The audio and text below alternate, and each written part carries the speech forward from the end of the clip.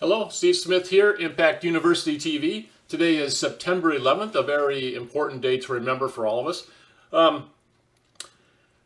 The Senate failed to pass the stimulus bill, which is as expected, and 884,000 people filed for first-time unemployment insurance, which is worse than expected. More in just a minute.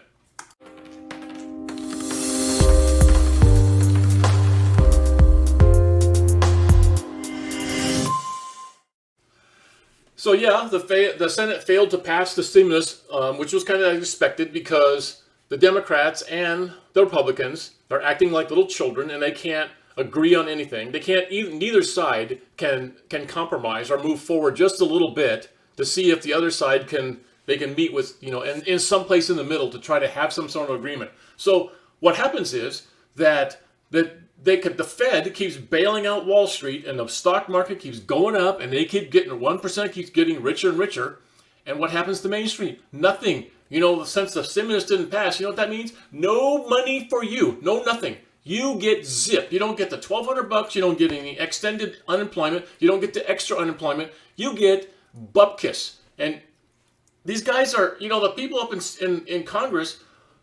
Most of these guys have been in there like 30, 40 years. They are freaking dinosaurs. They have zero clue what it's like to live like a normal American, just going to work, making ends meet, struggling and trying to get ahead. These guys are all millionaires. They don't freaking care about nothing except, their little power struggle and who's going to make who look bad, which side's going to make it like, well, you guys didn't agree, and we brought this out, and you didn't agree to that.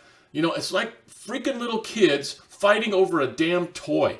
I am so sick of these guys. I can't imagine why we cannot get these guys out, except for the fact that the same, I'm going to say idiots, whether it's on either side, keep voting these guys back in.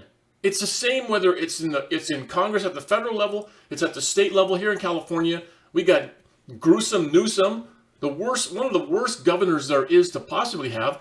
And then we have, we re-elect Nancy Pelosi, Maxine Waters, all these people from California. I don't know how they get elected. I just do not get it. So just be happy, I guess. Try to be happy that you're, woke up breathing. That's kind of like my, the thing I always say, and people ask me how I'm doing. I say, hey, I woke up breathing. So, that's a good day. But as far as getting any kind of help, you can expect nothing. And, there's a lot of people who are really struggling right now. And I mean a lot of people who are struggling. I'll have a report on that in just a little bit. But, yeah, it's almost sickening, that these guys cannot come to any kind of freaking agreement.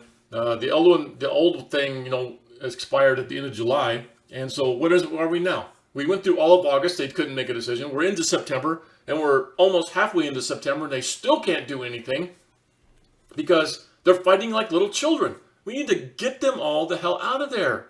Jeez. Oh, gosh. So, what was the next thing I was going to talk about? Oh, yeah. We got all these 80 million ballots that were mailed out, and, the mail-in ballots that were sent out, 80 million of them so far. And I'm really kind of concerned about that because they can't seem to figure out who's going to vote. People will get these things and they're going to, people who aren't even alive anymore, they're going to a place where they used to live, and, and they're going to the wrong addresses. And what I can't understand is we're mailing out ballots. It's just sort of like a blanket thing going out, and we don't really know who's going to be voting, who's going to be taking those ballots and doing something with them. We can go online, I can go online and order something from Amazon. It'll be here tomorrow. They'll charge my credit card securely. No one else is going to charge, no one else is going to get that bill for whatever I bought. Or we can go online and do banking. We can pay bills securely. They know how to do that. We log on. There's some information that gets shared, and we securely pay bills. We do, like the online ordering, but we can't seem to figure out who's going to be voting and who's going to get these ballots. But we can figure out how to order, how to do banking online, totally securely. Why can't we do that with voting? Why can't there be some kind of some sort of login that I get. It's my login only. No one else can use it. And if someone else does use it, and let's say someone gets a hold of my information and votes for me. Once that code has been voted, no one else can use it. I could log on and go try to vote, and it'll say, "No, sorry, you already voted." And I can be all pissed off. I can, say, "Oh, that's bullshit. Someone else voted," but it's used. It's like, why don't we use something like what they use with Bitcoin? Use encryption, or use blockchain like Bitcoin uses. That once you get to a secure address, and once that address is yours, that's yours. No one else is going to use that one. It can't be really can't be hacked. But if someone wanted to, I guess in the furthest reaches of possibilities, someone could hack it. But that's not going to happen with voting. So I don't know. I don't understand how we can try to send out all these ballots and not know where they're going. But on the other side, in everything else in the world, we can do online every freaking thing, and it's secure, and generally it doesn't get hacked. It doesn't get messed up. Amazon gets their money. My credit card gets charged. The bill or the receipt comes to me. It knows how it works, but we have no idea how to do this with voting. I don't know. It's almost frustrating. Which brings me to the next thing. There was a report by, who was that? Who did this? It was a new findings from a survey by Robert Wood Johnson Foundation and the Harvard T.H. Chan School of Public Health, and it published in NPR, that bastion of conservative values, NPR. But still, okay, I have to admit they're trying to, whether they lean one way or the other. Here's the report, and it talked about who was hurt worse in the COVID shutdown. And